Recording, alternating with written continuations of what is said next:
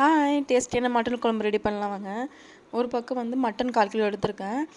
மஞ்சத்தூள், உப்பு, மிளகுத்தூள் போட்டு வேக வச்சு எடுத்திருக்கேன். இன்னொரு சைடு பார்த்திங்கன்னா ஒரு பாத்திரம் வச்சு எண்ணெய் ஊற்றி ஆனியன் போட்டு வதக்கியிருக்கேன். 2 வெங்காயம், பெரிய தக்காளியாக 1 எடுத்துக்கோங்க. 2த்தையும் கொட்டி நல்லா வதக்கிக்கோங்க.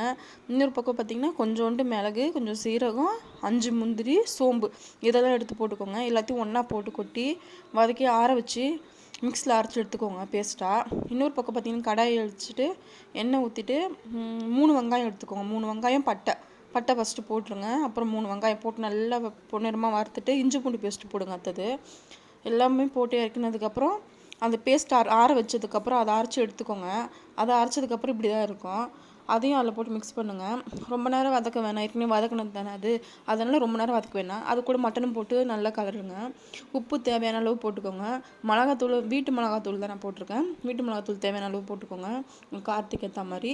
இப்போது மட்டனை வேக வச்சிங்களா, அந்த தண்ணியில் ஊற்றிக்கோங்க. உங்களுக்கு குவான்டிட்டி எந்த அளவுக்கு வேணுமோ அந்த அளவுக்கு ஊற்றிக்கோங்க.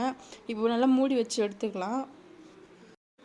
மூடி எடுத்து பார்த்திங்கன்னா இந்த மாதிரி நல்லா எண்ணெய் பிரிஞ்சு வந்திருக்கும். இப்போ மட்டன்